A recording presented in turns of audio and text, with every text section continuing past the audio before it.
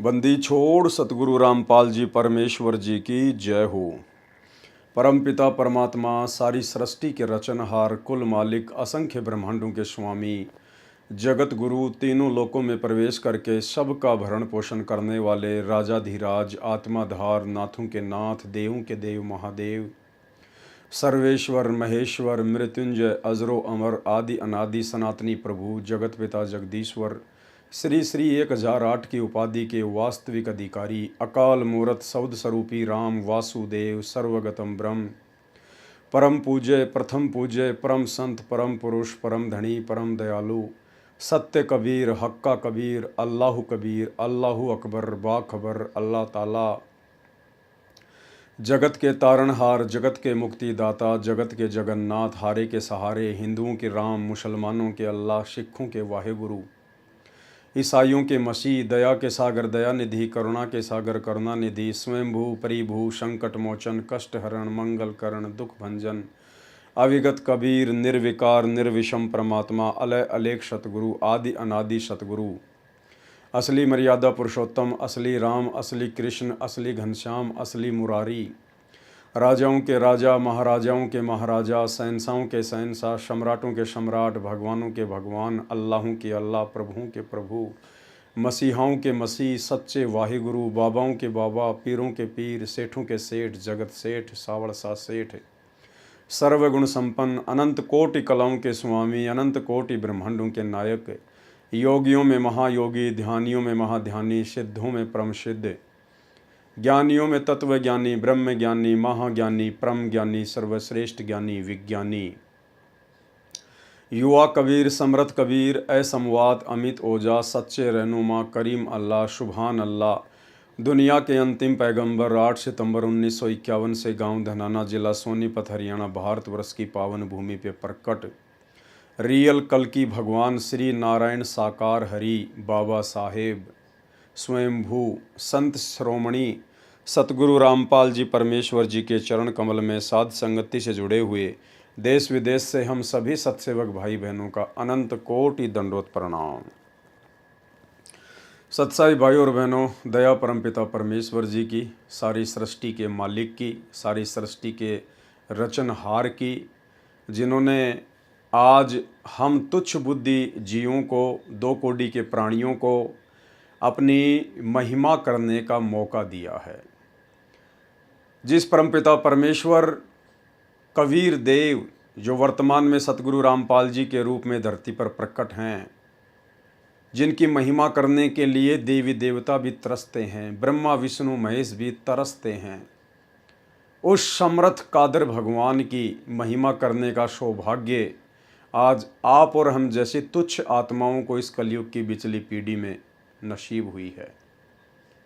भाई और बहनों, आप और हम सबकी आंखें बंद हैं, अन्यथा यदि हमें पूर्णतया इस परमेश्वर की पहचान हो जाए और हमें पता चल जाए कि वास्तव में हम अपने निज घर सतलोक को जाने वाले हैं और उस सतलोक के सुखों के आगे 21 ब्रह्मांड में सुख नाम की कोई चीज़ भी नहीं है, आप और हमारा कलेजा फट जाए, कलेजा। इसलिए हम मिट्टी के पुतलों की तुच्छ बुद्धि को देखते हुए परमात्मा धीरे धीरे धीरे धीरे हमारा ज्ञान योग खोलते हैं और धीरे धीरे परमेश्वर अपनी पहचान करवाते हैं, ताकि ये आत्मा केवल इतनी दृढ़ हो जाएं कि 21 ब्रह्मांड के किसी भी सुख की इच्छा ना करें और पूरी की पूरी लगन अपने गुरुदेव के चरणों में इसी जन्म में मोक्ष प्राप्ति के लिए लगा दें। तो ये प्रोसीजर जारी है परमपिता परमेश्वर जी की, स्वयं भी हर प्रकार से प्रयास कर रहे हैं और साथ संगतियों के माध्यम से भी परमात्मा हम जैसे नीचों की सेवा लगवा रहे हैं। तो भाई और बहनों, पुस्तक धरती पर अवतार के ऊपर वीडियो बनाने की श्रृंखला जारी है। इसी श्रृंखला में आज हमारा ये 5वें नंबर का वीडियो है। हर वीडियो में गुरुदेव भगवान के आशीर्वाद से हमें कुछ न कुछ भक्ति मार्ग से संबंधित नया सीखने को मिलता है, जिससे हमारी आत्मा को दृढ़ता मिलती है। गुरुदेव भगवान की भक्ति के प्रति, उनके चरणों के प्रति हमारी आस्था दृढ़ होती है और इसी प्रकार से एक दिन हम अपने परमेश्वर जी के प्रति अपने गुरुदेव भगवान के प्रति पूर्णतया समर्पित हो जाएंगे।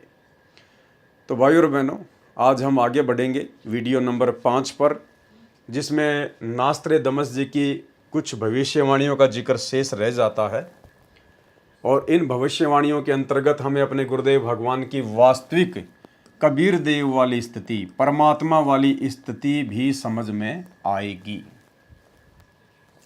पुस्तक धरती पर अवतार संपूर्ण, इसका पेज नंबर 42 है।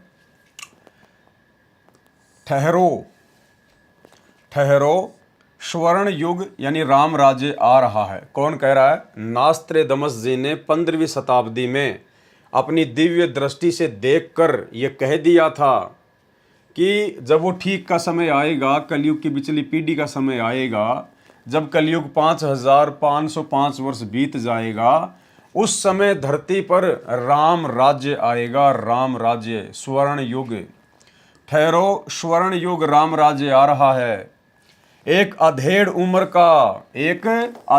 उम्र का अजोड़ महासत्ता अधिकारी भारत ही नहीं सारी पृथ्वी पर स्वर्ण युग लाएगा, यानी सतयुग जैसा समय लाएगा, और अपने सनातन धर्म का पुनरुत्थान करके, यानी अपने आदि सनातन मानव धर्म का पुनरुत्थान करके दोबारा से अपने आदि सनातन मानव धर्म को धरती पर स्थापित करके यथार्थ भक्ति मार्ग बताकर सर्वश्रेष्ठ हिंदू राष्ट्र बनाएगा।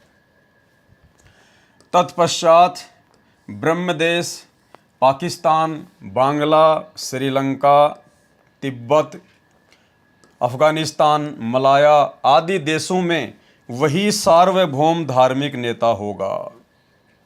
सत्ताधारी चंडाल चौकड़ियों पर उसकी सत्ता होगी। यानी ये जो राजनेता हैं वर्तमान में, जिस कदर राजनीति बिगड़ चुकी है, गंदी हो चुकी है, इस राजनीति पर भी उसी परम संत की सत्ता होगी। वह नेता अर्थात वह धार्मिक नेता दुनिया को अधाप मालूम होगा, बस देखते रहो। प्रश्न नंबर 40 पर फिर लिखा है, ठहरो, राम राज्य, स्वर्ण युग आ रहा है। जून ईस्वी 1999 से ईस्वी सन 2006 तक चलने वाली उत्क्रांति में स्वर्ण युग का उत्थान होगा। हिंदुस्तान में उदयन होने वाला तारणहार सायरन दुनिया में सुख, समृद्धि व शांति प्रदान करेगा। नास्त्रेदमस जी ने निसंदेह कहा है कि प्रकट होने वाला सायरन अभी ज्ञात नहीं है, लेकिन वह क्रिश्चियन अथवा मुसलमान हरगिज नहीं है। यानी जो मेरा सायरन है, जो धार्मिक नेता है, जो तत्वदर्शी संत होगा, वो क्रिश्चियन और मुसलमान तो बिल्कुल नहीं होगा, वह हिंदू ही होगा। और मैं नास्त्रेदमस उसका अभी छाती ठोक कर गर्व करता हूं, क्योंकि उस दिव्य स्वतंत्र सूर्य सायरन का उदय होते ही सारे पहले वाले विद्वान कहलाने वाले महान नेताओं को निष्प्रभ होकर उसके सामने नम्र बनना पड़ेगा। भाइयों और बहनों, सतगुरु रामपाल जी परमेश्वर जी ने साध संगतियों के माध्यम से इस तुच्छ 2 कोड़ी के प्राणी पवन दास को निमित्त बनाकर परमेश्वर ने जो सत्प्रेरणा की हैं, और दास समय समय पर वीडियो के माध्यम से वो बातें आप सभी के सामने रखता आया है। आज उसी कड़ी में एक और बात का समर्थन गुरुदेव भगवान ने यहाँ पर कर दिया है। और दास ने उस समय कहा था कि जब युग परिवर्तन 2028 का समय आएगा, जिस समय देश दुनिया की परिस्थितियां भयंकर तरीके से बिगड़ेंगी, उस समय भारत देश का जो भी नेता होगा, जो प्रधानमंत्री होगा या राष्ट्रपति होगा, परिस्थितियां उसके कंट्रोल से बाहर हो जाएंगी। भारत देश में अधिकतर राज्यों में आपातकाल घोषित हो जाएगा, आर्मी शासन लागू हो जाएगा, राष्ट्रपति शासन लागू हो जाएगा, और त्राहिमाम पूरे विश्व सहित भारत में भी जबरदस्त तरीके से मचेगी। और उस समय देश दुनिया को बचाने के लिए भारत की सत्ता पर जो भी व्यक्ति प्रधानमंत्री या राष्ट्रपति होगा, उस व्यक्ति को अपना अहंकार त्याग कर, मान बड़ाई त्याग कर, पद पोस्ट का अभिमान त्याग कर, मजबूरन देश बचाने के लिए भले वो कुछ करे या ना करे, लेकिन अपनी जान बचाने के लिए वो सीधा हरियाणा की हिसार जेल में सतगुरु रामपाल जी परमेश्वर जी के पैर पकड़कर, नाक रगड़कर, माफी मांगकर, उनको शय सम्मान कंधों पर बैठाकर, यानी विशेष सम्मान के साथ में इस परमपिता परमेश्वर जी को, नास्त्रेदमस के ग्रेट सायरन को, इस कल्कि भगवान को देश दुनिया बचाने के लिए सह सम्मान बाहर लेकर आएगा। और नास्त्रेदमस जी इसी बात का समर्थन कर रहे हैं। क्या कह रहे हैं?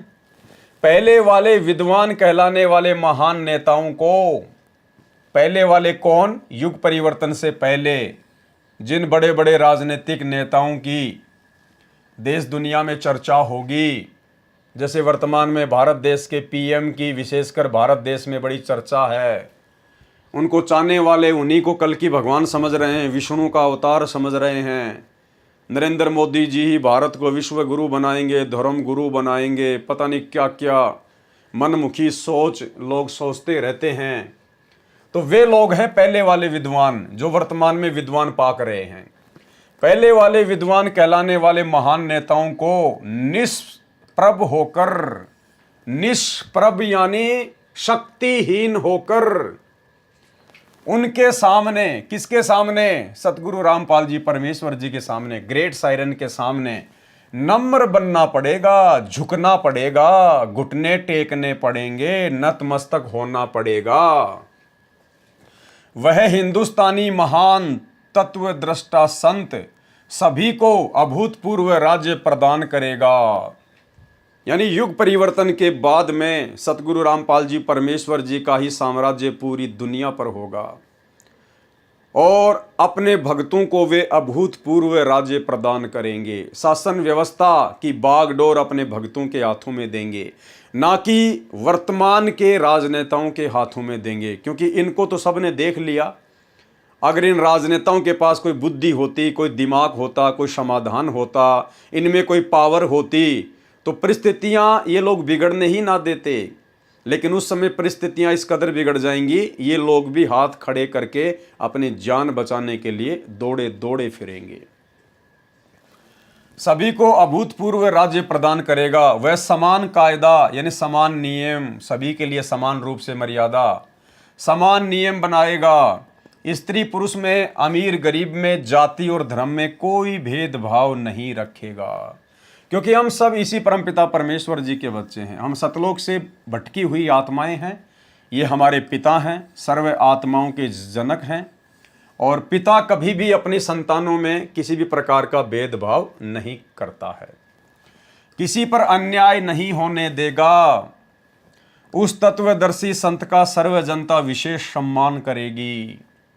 माता पिता तो आदरणीय होते ही हैं, परंतु आध्यात्मिकता व पवित्रता के आधार पर उस सायरन तत्वदर्शी संत का माता पिता से भी अलग सरदा स्थान होगा। बिल्कुल डेफिनेटली होगा। वर्तमान में जो इस तत्वदर्शी संत को जान चुके हैं, पहचान चुके हैं, जो इनकी शरण में आकर मर्यादित भक्ति कर रहे हैं, उनकी स्थिति तो वर्तमान में हो चुकी है। नास्त्रेदमस स्वयं ज्यू वंश का था तथा फ्रांस देश का नागरिक था। उसने क्रिश्चियन धर्म स्वीकार कर रखा था। फिर भी नास्त्रेदमस ने निसंदेह कहा है कि प्रकट होने वाला सायरन केवल हिंदू ही होगा। हालांकि सतगुरु रामपाल जी परमेश्वर जी की कोई जाति नहीं है, कोई धर्म नहीं है, और ना इन्होंने कोई धर्म और जातियां बनाई हैं। लेकिन वर्तमान में परमात्मा जिस प्रकार से हिंदू धर्म में प्रकट होने की लीला कर रहे हैं, उस आधार से लिखा जा रहा है। पृष्ठ 41 पर सभी को समान कायदा, नियम, अनुशासन पालन करवाकर सत्य पथ पर लाएगा। मैं नास्त्रेदमस एक बात निर्विवाद सिद्ध करता हूं, वह सायरन अर्थात धार्मिक नेता नया ज्ञान आविष्कार करेगा। यानी सतगुरु रामपाल जी परमेश्वर जी का जो तत्व ज्ञान है, जो ज्ञान उन्होंने सृष्टि रचना के माध्यम से सन 1994 से लेकर वर्तमान समय तक दिया है, दे रहे हैं, ये ज्ञान ना तो हिंदुओं के चारों वेदों में है, ना ये ज्ञान गीता जी में है, ना 18 पुराणों में है, और ना ये ज्ञान मुसलमानों के कुरान शरीफ में है, ना ईसाइयों की बाइबल में है। यानी जो ज्ञान वर्तमान में सतगुरु रामपाल जी भगवान दे रहे हैं, तत्व ज्ञान, विशेष ज्ञान, ये ज्ञान इन सभी धार्मिक सदग्रंथों से ऊपर का ज्ञान है। यानी थोड़ा बहुत अंश मात्र जानकारी सभी धर्मों के, सभी धर्मशास्त्रों में है, लेकिन कंप्लीट समाधान किसी भी धर्म के धर्मशास्त्र में मुक्ति का नहीं है, मोक्ष का नहीं है। इसलिए नास्त्रेदमस जी कह रहे हैं कि वो संत जो ज्ञान देगा वो सर्वश्रेष्ठ ज्ञान होगा, वो नए ज्ञान का आविष्कार करेगा जो दुनिया के किसी भी धर्म ग्रंथ में नहीं होगा। उससे ऊपर का ज्ञान, मुक्ति का ज्ञान, मोक्ष का ज्ञान केवल उस संत के पास ही होगा।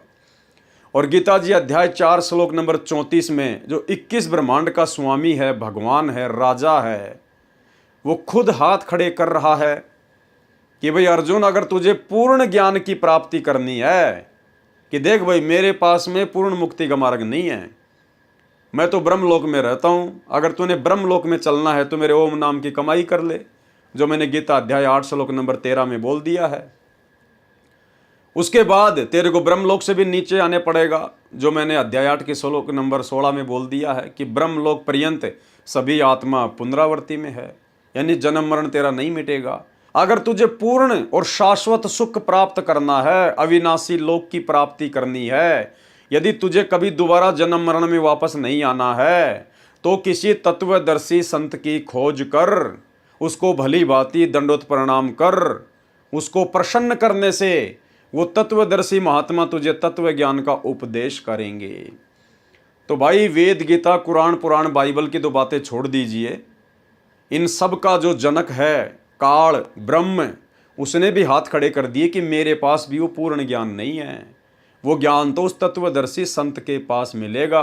तो वो तत्वदर्शी संत वर्तमान में धरती पर सतगुरु रामपाल जी परमेश्वर जी हैं। तो नास्त्रदमस जी कह रहे हैं कि वो नया ज्ञान आविष्कार करेगा, नया ज्ञान। दूसरी बात भाई और बहनों, 650 साल पहले कबीर परमेश्वर आए कलयुग के प्रथम चरण में, काशी के बनारस में, और उन्होंने कहा कि सोहम शब्द हम जग में लाए और सार शब्द हमने गुप्त छुपाए। यानी सोहम शब्द दुनिया के किसी भी शास्त्र में नहीं है, उन शास्त्रों में जो विशेषकर धर्म विशेष की पहचान है। ना हिंदुओं के वेदों में सोहम मंत्र है, ना मुसलमानों के कुरान में, और ना ही ईसाइयों की बाइबल में। किसी भी धर्म ग्रंथ में सोहम मंत्र नहीं है। कबीर परमेश्वर आए, उसके बाद उन्होंने ये सोहम मंत्र लोगों को प्रदान किया, और कबीर परमेश्वर के प्रदान करने के बाद यदि कोई धर्म ग्रंथ लिखे गए हैं, कोई पुस्तकें लिखी गई हैं, उनमें आपको जरूर सोहम मंत्र का जिक्र मिल सकता है। लेकिन कबीर परमेश्वर के इस 21 ब्रह्मांड की सृष्टि में आने से पहले सोहम शब्द यहाँ के किसी भी प्रचलित ग्रंथ में नहीं था। तो 650 साल पहले परमात्मा ने कहा था कि सोहम शब्द तो हम जग में लाए, पर अभी तक सार शब्द हमने गुप्त छुपाए। तो भाई सार शब्द का आविष्कार वर्तमान में सतगुरु रामपाल जी परमेश्वर जी ने किया है। सार नाम का, सार शब्द का, इसका आविष्कार वर्तमान में सतगुरु रामपाल जी परमेश्वर जी ने किया है। केवल इन्हीं के पास में वो मुक्ति का शब्द है, अन्यथा किसी भी धर्मशास्त्र में नहीं है। तो यहाँ नास्त्रदमस जी कह रहे हैं कि वह सायरन अर्थात धार्मिक नेता, तत्वदर्शी संत नया ज्ञान आविष्कार करेगा। वह सत्य मार्गदर्शन करवाने वाला तारणहार एशिया खंड में जिस देश के नाम महासागर हिंद महासागर है, उसी नाम वाले हिंदुस्तान देश में जन्म लेगा। वह ना क्रिश्चियन, ना मुसलमान, ना जू होगा, वह निसंदेह हिंदू होगा। अन्य भूतपूर्व धार्मिक नेताओं से बेहतर बुद्धिमान होगा और अंजिके होगा, यानी उसको कोई पराजित करने वाला नहीं होगा। नास्त्रदमस भविष्यवाणी के शतक 6 श्लोक 70 में महत्वपूर्ण संकेत संदेश कह रहा है, उससे सभी प्रेम करेंगे, उसका बोलबाला होगा, उसका भय भी होगा, क्योंकि परमेश्वर के पास में अनंत सिद्धियां हैं। आने वाले समय में आत्माओं को इनसे भय होगा। भय कैसे होगा? इनके ज्ञान से होगा कि अगर गुरुदेव भगवान नाराज हो गए, अगर हमारे परमेश्वर हमारी किसी भी नादानी से, नासमझी से या किसी भी कुकृत्य से यदि नाराज हो गए, तो आत्माओं को फिर इस बात का भी ज्ञान होगा कि अब तुम्हें 84 लाख योनियों में धक्के खाने से कोई नहीं बचा सकता। इसलिए डर कर भक्ति करेंगे, बुरे कर्मों से किनारा करेंगे। इसलिए इनके ज्ञान से लोगों में भय होगा, उसका भय भी रहेगा, कोई भी अपकृत्य करना नहीं सोचेगा। उसका नाम व कीर्ति त्रिखंड में गूंजेगी। उस तत्वदर्शी संत की कीर्ति, उसका यश, उसका बोलबाला, उसकी महिमा त्रिखंड में गूंजेगी। अब भाई और बहनों विचार करो, त्रिखंड क्या है? परमेश्वर ने 3 लोक बताए, 21 ब्रह्मांड, ये एक लोक है पूरा मिला के। अक्षर पुरुष के 7 संख ब्रह्मांड, ये दूसरा लोक है। और शतलोक से लेके अनामी लोक, ये तीसरा लोक है। इन तीनों लोकों में सतगुरु रामपाल जी परमेश्वर जी की ही महिमा गूंजेगी, इन्हीं का बोलबाला होगा। तो भाई और बहनों अब एक बात बताइए, यदि इनके अलावा कोई और कबीर है, जैसे आम संगत, सतलोक आश्रमों से जुड़ी हुई नादान संगत, एक दाढ़ी मूछ वाली कबीर जी की समझे जाने वाली नकली फोटो को भगवान मानती है, कबीर जी मानती है। यदि सतगुरु रामपाल जी के अलावा यदि कोई और कबीर है, तो फिर उसकी महिमा का क्या होगा? फिर उसके लिए तो तीनों लोकों में जगह ही नहीं बची। भाई बोलबाला तो भगवान का होता है ना, महिमा तो भगवान की होती है।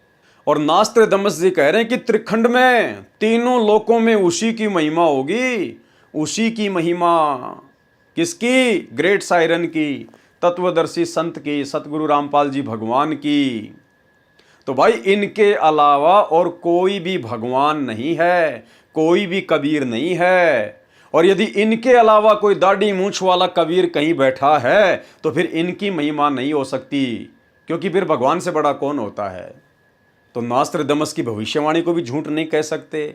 इसलिए वो कबीर जिसकी त्रिखंड में महिमा गूंजेगी, वे स्वयं सतगुरु रामपाल जी परमेश्वर जी के रूप में धरती पर प्रकट हैं। उसका नाम व कीर्ति त्रिखंड में गूंजेगी, अर्थात आसमानों के पार उसकी महिमा का बोलबाला होगा।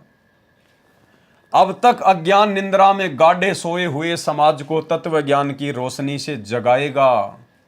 सर्व मानव समाज हड़बड़ाकर जागेगा, यानी सबकी आंखें खुलेंगी। ज्ञान से बहुत ही कम लोगों की आंखें खुलती हैं।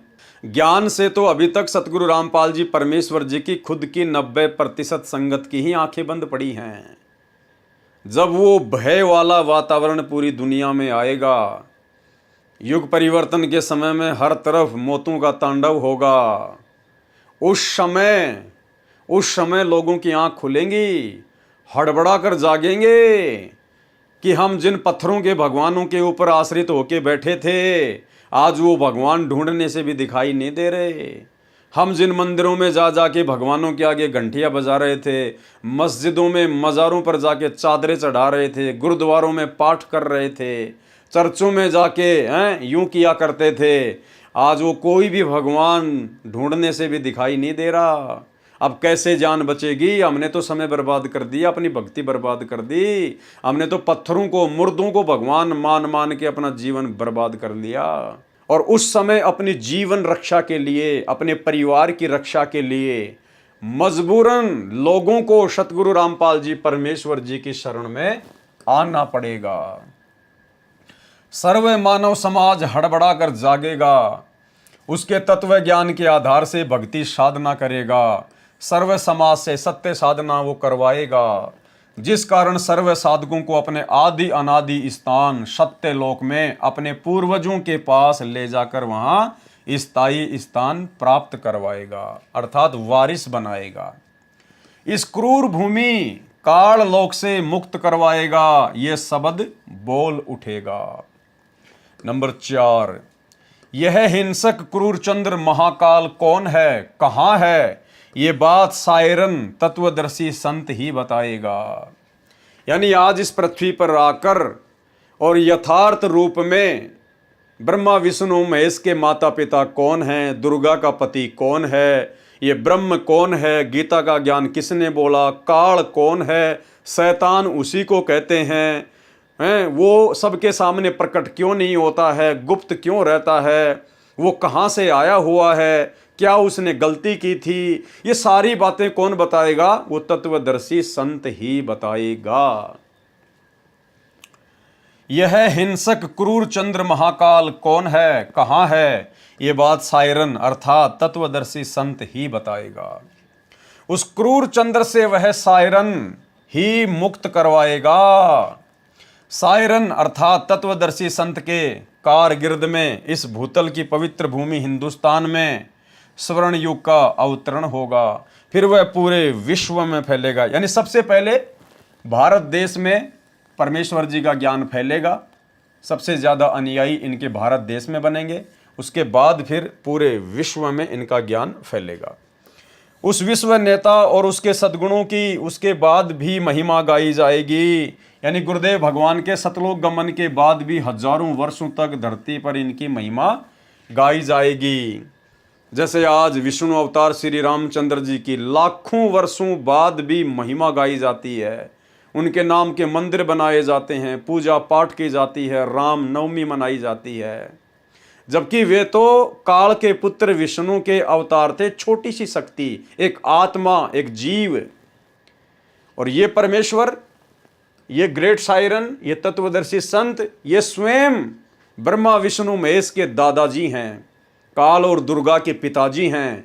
तो सोचिए इनकी महिमा तो कितनी लंबी चलेगी और किस कदर दुनिया इनकी महिमा गाया करेगी। और उसके सद्गुणों की उसके बाद भी महिमा गाई जाएगी।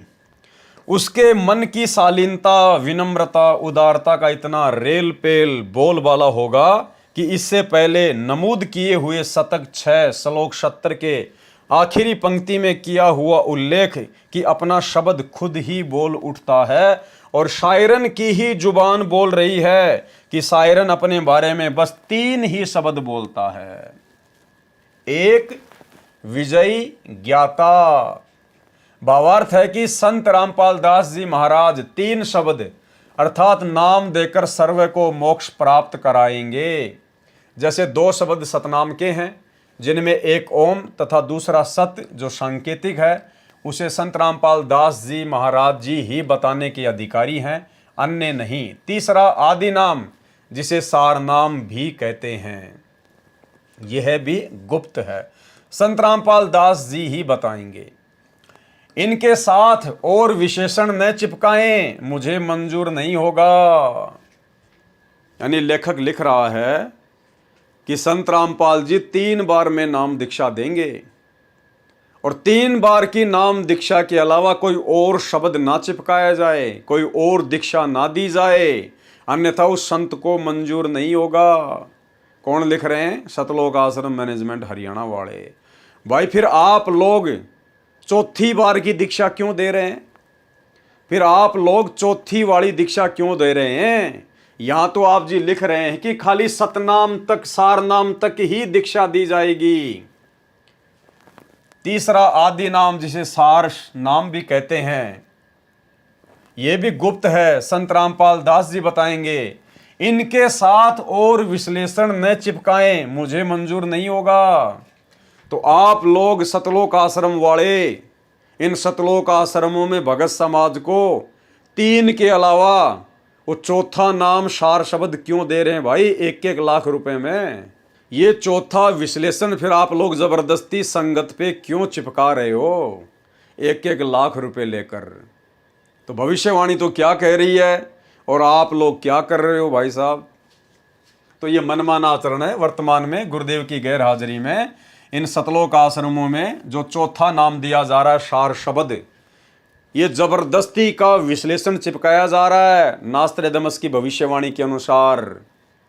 क्योंकि चौथे नाम की जो दीक्षा होती है उसमें कोई मंत्र वगैरह नहीं दिया जाता है, उसमें कोई शब्द वगैरह नहीं दिया जाता है। सार शब्द तो सतगुरु आपको अनुभव करवाएगा। यानी सार नाम का जब हम जाप करेंगे मर्यादा में रह के, तो सार नाम के जाप की कमाई से, उसके सुमरण की कमाई से सार शब्द स्वतः ही प्रकट होता है। सार शब्द कोई देने की चीज नहीं है, सार शब्द कोई देने का कोई मंत्र नहीं है। जिस प्रकार से इन सतलोक आश्रमों में 1-1 लाख रुपए दे के वो मंत्र दिए जा रहे हैं। गुरुदेव भगवान ने एक सत्संग में बताया कि जिस प्रकार ढोलक होता है, ढोलक, और ढोलक के जब थाप मारी जाती है, डंडे मारे जाते हैं, और जो धुन प्रकट होती है, जो आवाज जो प्रकट होती है, उसको कहते हैं सार शब्द। तो बताइए भाई और बहनों, इन सतलोक आश्रमों में तो भगत भाई बहनों को 3 नाम का वो मंत्र दिया जाता है और कहते हैं कि ये सार शब्द है, इसका जाप करो। जबकि आपको गुरुदेव का सत्संग सुना रहा हूं, ध्यान से सुन लीजिए कि सार शब्द क्या है। सार शब्द कोई मंत्र नहीं है, कोई शब्द नहीं है, कोई जपने का नहीं है। सार शब्द तो सार नाम की कमाई से प्रकट होगा, सतगुरु करवाएगा। यानी अपनी खुद की पहचान करवाएगा कि धरती पर कबीर कौन है। जब तक गुरु को कबीर नहीं मानेगा तेरा मोक्ष नहीं होगा। तो सुनिए छोटा सा गुरुदेव का सत्संग कि सार शब्द वो तो ढोलक की धुन की तरह है। अब धुन कोई शब्द नहीं होती है, धुन कोई मंत्र नहीं होता है। तो बताइए फिर इन आश्रमों में सार शब्द के नाम पे वो 3 मंत्र भक्तों को देके क्यों मूर्ख बनाया जा रहा है। सुनिए। ढोल का डंडा मारांगे जो आवाज होगी वह असली आवाज है, और ढोल के खोसड़े मारांगे तो वह आवाज नहीं देगी। यानी उस नाम का सांस से उससे का जाप करेंगे तो वो वस्तु मिलेगी, यानी वो नाम वही होगा। तो यहाँ कहते हैं वहां सोहम की झनकार है। सोहम नाम से जो वस्तु उत्पन्न, जो धुन उत्पन्न होती है। अब धुन क्या है? धुन वो है जो उसमें धुन होती है, जैसे एक ढोल एक डंडा, उनसे जो चीज बनी वह उनकी असली आवाज। ना तो ढोल तान दावे और ना डंडे ते आवन दावेगा, जो उस तान बनेगी धुन। तो वो सतनाम के जापते, सार नाम के जापते जो वस्तु प्राप्त होगी, बनेगी, उसको सार शब्द कहते हैं, उसको धुनात्मक शब्द कहते हैं। सतनाम के जापते, सार नाम के जापते जो वस्तु प्राप्त होगी, बनेगी, उसको सार शब्द कहते हैं, उसको धुनात्मक शब्द कहते हैं। सतनाम के जापते, सार नाम के जापते जो वस्तु प्राप्त होगी, बनेगी, उसको सार शब्द कहते हैं, उसको धुनात्मक शब्द कहते हैं। इसके साथ और विशेषण न चिपकाएं, मुझे मंजूर नहीं होगा। यह पृष्ठ 42 वाला 4 उल्लेख वाणी शतक 6 श्लोक 71 है। हिंदू सायरन अपने ज्ञान से दैप्तीयमान उतुंग ऊंचा स्वरूप का विधान तत्व ज्ञान फिर से बिना शर्त उजागर करेगा और मानवीय संस्कृति निर्धोक संवारेगा, इसमें संदेह नहीं है। अभी किसी को मालूम नहीं, लेकिन अपने समय पर जैसे नरसिंह अचानक प्रकट हुआ था, ऐसे ही वह विश्व महान नेता ग्रेट सायरन अपने तर्क शुद्ध अचूक आध्यात्मिक ज्ञान और भक्ति तेज से विख्यात होगा। यानी 2028 के आसपास जो युग परिवर्तन का समय होगा, उस समय ये दुनिया जिस कल्कि भगवान को आजकल यूट्यूब पर जोर शोर से ढूंढ रही है, जिस कल्कि भगवान को लेकर दुनिया भविष्य मालिका में भविष्यवाणियां खोज रही है, वो कल्कि भगवान सतगुरु रामपाल जी परमात्मा है। और ये उस समय अचानक से पूरी दुनिया के सामने प्रकट होंगे, अर्थात पूरी दुनिया में सतगुरु रामपाल जी परमेश्वर जी रियल कल्कि भगवान का ही बोलबाला होगा। मैं नास्त्रदामस अचंभित हूँ, मैं ना उसके देश जहाँ से अवतरित होगा अर्थात सतलोक देश को तथा ना उसको जानता हूँ। मैं उसे सामने देख भी रहा हूँ क्योंकि वो अपनी दिव्य दृष्टि से सतगुरु रामपाल जी परमेश्वर जी के वर्तमान इस स्वरूप को देख रहा था। तो वो कह रहा है कि ना तो मैं उसके उस देश से आया हूँ जहाँ से वो धरती पर आके अवतरित होगा, वो प्रकट होगा, और ना मैं उसको जानता हूँ, क्योंकि वो 15वीं सदी में भविष्यवाणी कर रहा था। लेकिन वो अपनी आध्यात्मिक शक्ति से, परमेश्वर की रजा से, सतगुरु रामपाल जी परमेश्वर जी के वर्तमान स्वरूप को देख रहा था। मैं ना उसके देश जहाँ से अवतरित होगा अर्थात सतलोक देश को, तथा ना उसको जानता हूँ, मैं उसे सामने देख भी रहा हूँ। उसकी महिमा का शब्द बद में कोई मिसाल नहीं कर सकता। बस उसे ग्रेट सायरन, महान धार्मिक नेता कहता हूँ। अपने धर्म बंधुओं की शब्दकालीन समस्या से, दयनीय अवस्था से बेचैन होता हुआ, स्वतंत्र ज्ञान सूर्य का उदय करता हुआ, अपने भक्ति तेज से जग का तारणहार, 5वें शतक 20वीं सदी के अंतिम वर्ष में ईस्वी सन 1999 अधेड़ उम्र का विश्व का महान नेता, जैसे तेजस्वी सिंह मानव ग्रेट सायरन, उद्विग्न अवस्था से चौखट लांघता हुआ मेरे नास्त्रदमस के मन का भेद ले रहा है। क्या लिखा है नास्त्रदमस जी ने? उद्विग्न अवस्था से चौखट लांघता हुआ, यानी 2000 के बाद में सतगुरु रामपाल जी परमेश्वर जी ने सर्व धर्मशास्त्रों को खोल खोल कर दिखाना शुरू कर दिया था। उन्होंने सभी धर्मशास्त्रों से प्रमाण भगत समाज को दिखाने शुरू कर दिए थे। उसके विषय में यहाँ पर कहा जा रहा है कि वो उद्विग्न अवस्था से चौखट लांघता हुआ, यानी घर घर जाकर, गांव गांव जाकर, नगर नगर जाकर वो अपने तत्व ज्ञान का प्रचार करेगा।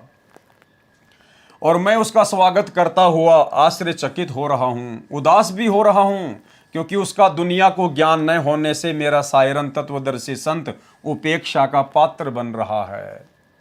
मेरी नास्त्रदमस की चित्त भेदक भविष्यवाणी की और उस वैश्विक सिंह मानव की उपेक्षा ना करें। उसके प्रकट होने पर तथा उसके तेजस्वी तत्व ज्ञान रूपी सूर्य उदय होने से आदर्शवादी श्रेष्ठ व्यक्तियों का पुनरुत्थान तथा स्वर्ण युग का प्रभात, शतक 6 में आज ईस्वी सन 1555 से 450 वर्ष बाद अर्थात 2006 में, उसके पश्चात अर्थात 2006 में शुरुआत होगी। इस कृतार्थ शुरुआत का मैं नास्त्रदमस दृष्टा हो रहा हूँ, यानी मैं चश्मदीद गवाह हूँ। मैं अपनी आध्यात्मिक दृष्टि से वो समय देख रहा हूँ। नास्त्रदमस शतक 1 श्लोक 50 में फिर प्रमाणित कर रहा है कि 3 ओर से सागर से घिरे द्वीप हिंदुस्तान देश में उस महान संत का जन्म होगा। उस समय तत्व ज्ञान के अभाव से अज्ञान अंधेरा होगा, नैतिकता का पतन होकर हाहाकार मचा होगा। वह सायरन धार्मिक नेता गुरुवर अर्थात गुरु जी को वर अर्थात श्रेष्ठ मानकर अपनी साधना करेगा। ऐसा क्यों करेगा वो धार्मिक नेता? गुरु को श्रेष्ठ मानकर भक्ति क्यों करेगा, क्यों करवाएगा? क्योंकि गुरु को ही परमात्मा मानने से आत्मा का उद्धार होगा, हर प्रकार से हमारा भाव सतलोक में जाने का बनेगा। गुरु को ही परमात्मा मानने से, क्योंकि वो ग्रेट सायरन स्वयं परमात्मा होगा और वो धरती पर लोगों को ज्ञान देगा, इसलिए वो गुरु की भूमिका करेगा। इसलिए वो एक मुंह बोला गुरु बनाकर गुरु को महान बताएगा, गुरु की महिमा करेगा, गुरु को श्रेष्ठ बताकर भक्ति करेगा, ताकि उसके फॉलोवर भी, उस तत्वदर्शी संत के फॉलोवर भी अपने गुरु को ही सर्वश्रेष्ठ मानकर भक्ति करें। गुरु जी को वर अर्थात श्रेष्ठ मानकर अपनी साधना करेगा तथा करवाएगा। वह धार्मिक नेता तत्वदर्शी संत अपने धर्म बल अर्थात भक्ति की शक्ति से तथा तत्व ज्ञान द्वारा सर्व राष्ट्रों को नतमस्तक करेगा। एशिया में उसे रोकना अर्थात उसके प्रचार में बाधा करना पागलपन होगा। नोट: नास्त्रदमस की भविष्यवाणी फ्रांस देश की भाषा में लिखी गई थी। बाद में एक पॉल ब्रंटन नामक अंग्रेज ने इस नास्त्रदमस की भविष्यवाणी सेंचुरी ग्रंथ को फ्रांस में कुछ वर्ष रहकर समझा, फिर इंग्लिश भाषा में लिखा। उसने गुरुवार शब्द को बृहस्पति गुरुवार अर्थात थर्सडे जानकर लिख दिया, कि वह अपनी पूजा का आधार बृहस्पतिवार को बनाएगा। वास्तव में गुरुवर शब्द है गुरुवर, जिसका अर्थ है सर्व गुरुओं में जो एक तत्व ज्ञाता श्रेष्ठ है। गुरुवर का मतलब होता है सर्व गुरुओं में सर्वश्रेष्ठ। गुरु यानी गुरु और वर यानी श्रेष्ठ, जो गुरुओं का गुरु होगा, सतगुरु होगा, सच्चा गुरु होगा। तथा गुरु को मुख्य मानकर साधना करना होता है। क्या कह रहे हैं नास्त्रदामस जी, क्या कह रहे हैं? ध्यान दो भाई और बहनों। तथा गुरु को मुख्य मानकर साधना करना होता है, गुरु को मुख्य मानकर। इसलिए तो परमात्मा ने सात संगतियों के माध्यम से अपने गुरुदेव भगवान को ही सर्वश्रेष्ठ मानकर साधना शुरू करवाई है। वेद में बृहस्पति का भावार्थ सर्वोच्च स्वामी अर्थात परमेश्वर, दूसरा अर्थ बृहस्पति का जगत गुरु भी होता है। जगत गुरु तथा परमेश्वर भी बृहस्पति का ही बोधक है। वह अधेड़ उम्र में तत्व ज्ञान का ज्ञाता तथा ज्ञेय होकर त्रिखंड में कीर्तिमान होगा। मुझ नास्त्रदामस को उसका नया उपाय साधना मंत्र ऐसा जालिम मालूम हो रहा है जैसे सर्प को वश करने वाला गारुड़ मंत्र से महाविशैले सर्प को वश कर लेता है। वह नया उपाय, नया कायदा बनाने वाला तत्ववेता दुनिया के सामने उजागर होगा। उसी को मैं नास्त्रदामस अचंभित होकर ग्रेट साइरन बता रहा हूँ। उसके ज्ञान के दिव्य तेज के प्रभाव से उस दीप कल्प भारतवर्ष में आक्रामक तूफान खलबली मचेगी, यानी दुनिया जागेगी। नकली पाखंडी धर्म गुरुओं के अंदर खलबली मचेगी, अर्थात अज्ञानी संतों द्वारा विद्रोह किया जाएगा। उसको शांत करने का उपाय भी उसी को मालूम होगा। जैसे जालिम सरपनी को वश किया जाता है, वह सिंह के समान शक्तिशाली। ध्यान देना भाई और बहनों, मुख्य मुख्य पॉइंट कभी कभी आते हैं, किसी किसी पेज पर कुछ एक लाइन होती है जो हमें गहरी शिक्षा देती है, जो हमारे विश्वास को दृढ़ करती है। तो क्या कहा जा रहा है यहाँ पर नास्त्रदामस जी के द्वारा? वह सिंह के समान शक्तिशाली होगा, अर्थात उसके आध्यात्मिक सामर्थ्य और समर्थता का कोई वारन पार नहीं होगा। वह तेज पुंज व्यक्तित्व का होगा। ध्यान देना भाई और बहनों, वह सिंह के समान शक्तिशाली, वह तेज पुंज व्यक्तित्व का होगा। तेज पुंज व्यक्तित्व यानी वो आम व्यक्तियों की तरह हाड़ मांस के शरीर का नहीं होगा। उसका व्यक्तित्व तेज पुंज का होगा, नूरी होगा। वो दिखाई जरूर देगा आम इंसान जैसा, लेकिन वो आम इंसानों जैसा नहीं होगा। वो तेज पुंज व्यक्तित्व का होगा। भाई और बहनों, हम रोजाना नित्य नियम करते हैं। नित्य नियम की वाणियां हम किसके लिए कर रहे हैं? किसको प्रसन्न करने के लिए कर रहे हैं? किस महापुरुष को आधार बना के कर रहे हैं? क्योंकि नित्य नियम में 90% सतगुरु की महिमा है। हम लोग नित्य नियम में क्या बोलते हैं? गरीब ऐसा सतगुरु हम मिला तेज पुंज के अंग, झिलमिल नूर जहूर है नर रूप श्वेत रंग। ये वाणी हम किसके लिए बोलते हैं? अपने गुरुदेव सतगुरु रामपाल जी भगवान के लिए। क्योंकि हमारे सतगुरु कौन है? सतगुरु रामपाल जी भगवान। हम नित्य नियम हम किसको प्रसन्न करने के लिए करते हैं? किसकी महिमा के लिए करते हैं? अपने गुरुदेव सतगुरु रामपाल जी भगवान के लिए। गरीबदास जी ने तो केवल वाणियां लिखी हैं। अगर कोई मंद बुद्धि भगत ये सोचे कि ये नित्य नियम की वाणियां तो गरीबदास जी अपने गुरुदेव के लिए कर रहे हैं, जो उनको जिंदा महात्मा के रूप में कबीर जी मिले थे। भाई और बहनों, यदि आप गरीबदास जी के सतगुरु को आधार बनाकर अगर नित्य नियम करते हैं तो आपकी भक्ति कभी सफल नहीं हो सकती। क्योंकि आप तो अपने गुरु को छोड़कर और गरीबदास जी के गुरु की महिमा कर रहे हैं रोज। आप तो वेश्या भक्ति कर रहे हैं, फिर आप तो व्यभिचारिणी भक्ति कर रहे हैं। आपके गुरु कौन है? सतगुरु रामपाल जी। आप महिमा किसकी करोगे नित्य नियम में? अपने गुरु जी की। तो वो जो वाणी है वो सतगुरु रामपाल जी परमेश्वर जी को समर्पित की जाती है। कि गरीब ऐसा सतगुरु हम मिला, यानी जैसे गरीबदास जी महिमा कर रहे हैं अपने सतगुरु की, ऐसे ही हमने करनी है। यानी गरीबदास जी के द्वारा लिखी गई उस वाणी के माध्यम से वर्तमान में हम बिचली पीढ़ी वाले भगत अपने गुरुदेव सतगुरु रामपाल जी भगवान की महिमा कर रहे हैं कि जो गुण गरीबदास जी अपने गुरु में बता रहे हैं, वही गुण वर्तमान में हमारे गुरुदेव में हैं। क्यों? क्योंकि हमें भी वही सतगुरु प्राप्त है जो सतगुरु सतलोक से जिंदा महात्मा के रूप में गरीबदास जी को आकर मिले थे। क्योंकि गरीबदास जी ने बाद में स्पष्ट भी कर दिया असुर निकंदन रमैणी में कि सतगुरु दिल्ली मंडल आईसी और श्रुति धरणी सुम जगाईसी।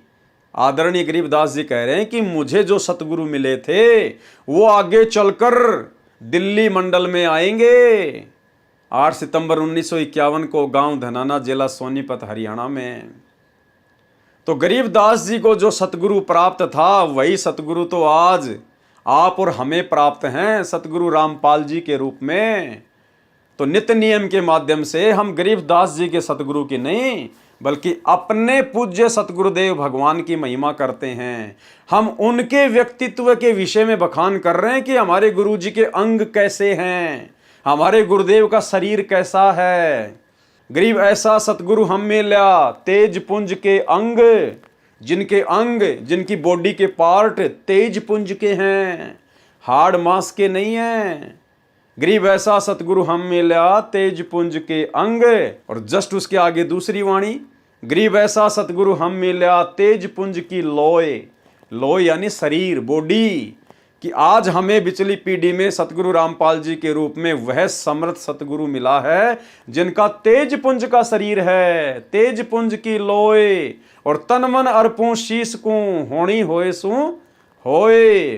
कि चाहे जो कुछ हो जाए, अब सतगुरु समझ में आने के बाद मैंने तो अपना सर्वस्व अपने गुरुदेव भगवान के चरणों में अपने आत्म कल्याण हेतु सौंप दिया। अब चाहे जो बने सो बने। हम रोजाना अपने गुरुदेव की इस प्रकार से महिमा करते हैं। और यही बात यहाँ पर नास्त्रेदमस जी लिख रहे हैं कि वह सिंह के समान बलशाली, शक्तिशाली, वह तेज पुंज व्यक्तित्व का होगा। अर्थात सतगुरु रामपाल जी भगवान स्वयं कबीर परमात्मा हैं, कबीर साहिब हैं। और कबीर साहिब कभी भी मां से जन्म नहीं लेते। कबीर साहिब का नूरी शरीर है, तेज पुंज का शरीर है। वो अपने तेज पुंज के शरीर को जब सतलोक से धरती पर प्रकट होते हैं तो हल्का कर लेते हैं, हल्का। परमेश्वर अपनी वाणी में कहते हैं कि हाड़ चाम लहू ना मेरे, कोई जाने सतनाम उपासी। और तारण तरण अभय पददाता, मैं हूं कबीर अविनाशी। और हम तो अपने गुरुदेव को सतगुरु कहते हैं भाई।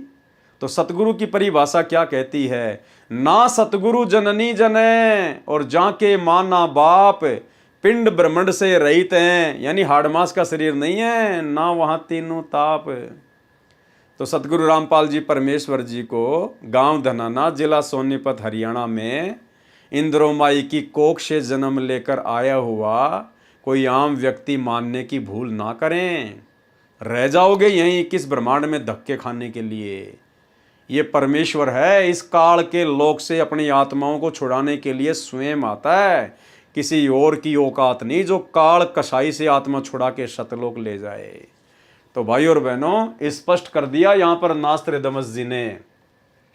और गुरुदेव भगवान ने हमारे विश्वास को दृढ़ करने के लिए इस पुस्तक में लिख दिया, वह सिंह के समान बलशाली, वह तेज पुंज व्यक्तित्व का होगा।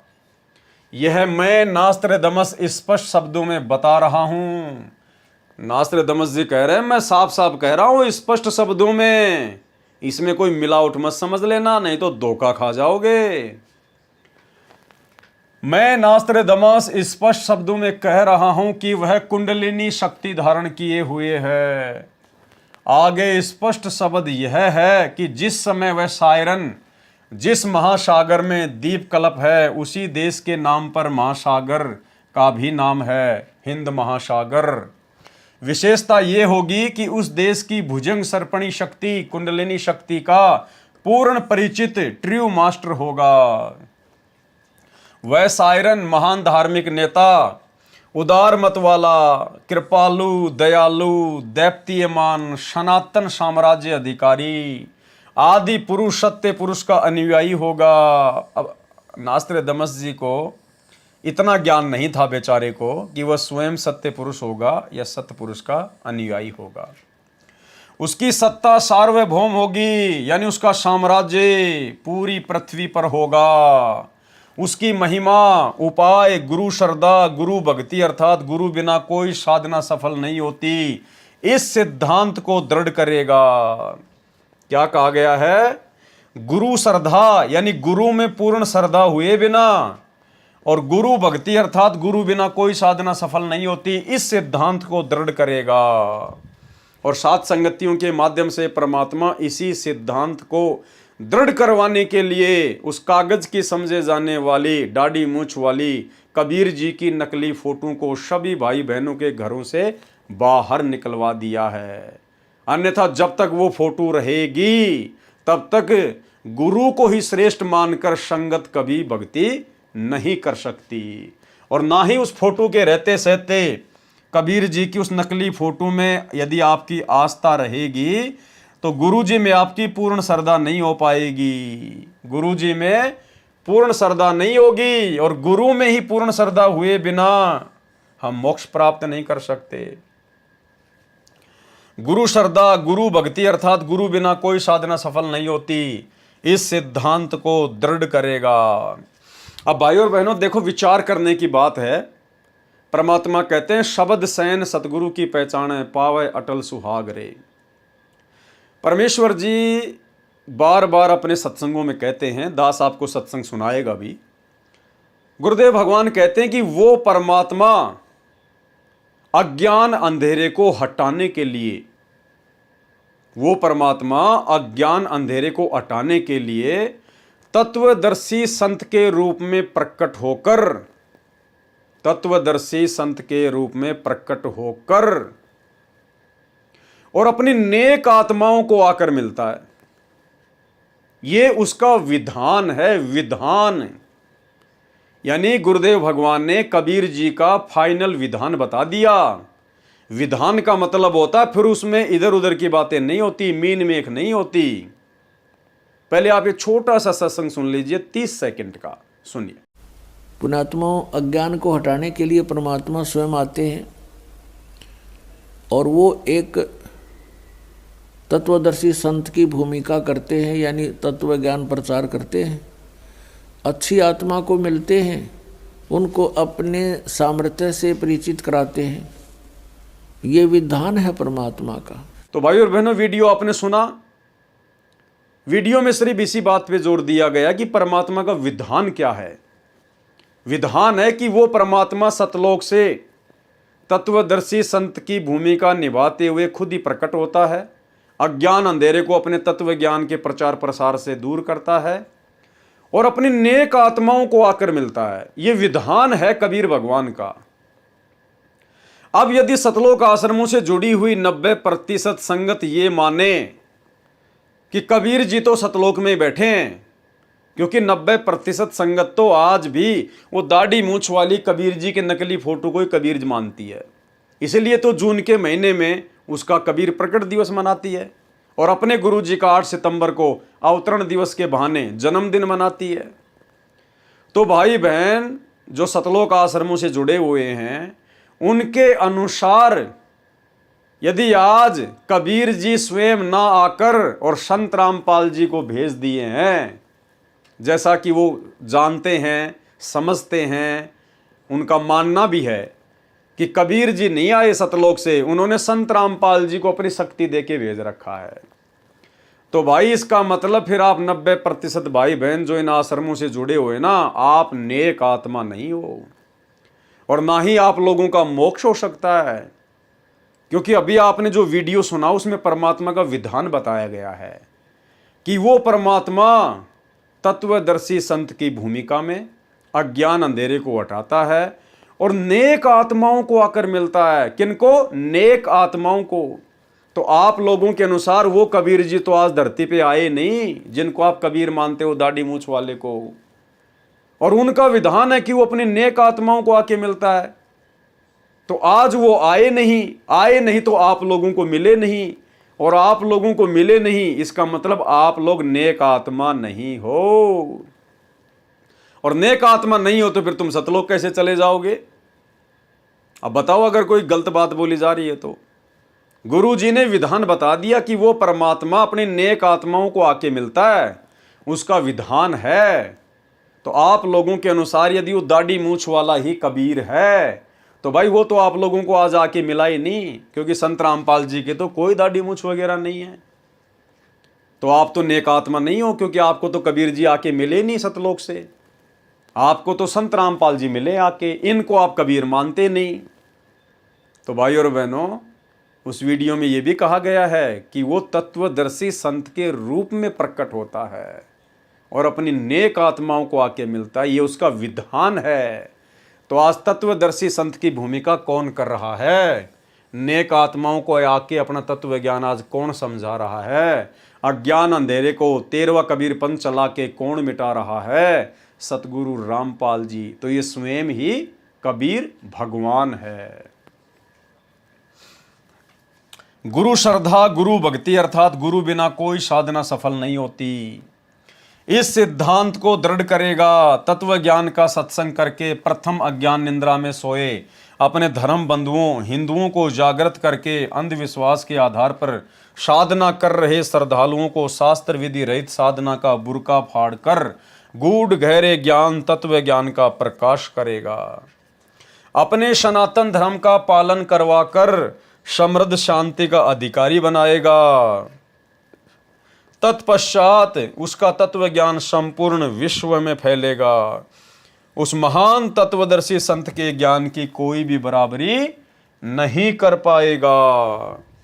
तो भाई और बहनों, बहुत बड़ी दया, बहुत बड़ी मेहर सतगुरु रामपाल जी भगवान की, जो परमेश्वर प्रतिदिन आप और हम भाई बहनों को किसी न किसी बहाने, चाहे किसी सत्संग के बहाने, चाहे किसी पुस्तक के ऊपर वीडियो के बहाने, या किसी साध संगति के बहाने, ज्ञान चर्चा के बहाने, हमें परमेश्वर रोजाना किसी न किसी नई आध्यात्मिक जानकारी से रूबरू करवाते हैं, जिससे हमारी आस्था, हमारे लगन, हमारा समर्पण, हमारा विश्वास, हमारी दृढ़ता, भक्ति और हमारे गुरुदेव भगवान के प्रति बनी रहती है। और यही लगन हमें सतलोक में बैठाएगी, मर्यादा तुड़वाने से बचाएगी। तो भाई और बहनों, आज इस पुस्तक धरती पर अवतार के ऊपर हमारा ये 5 नंबर का पार्ट था।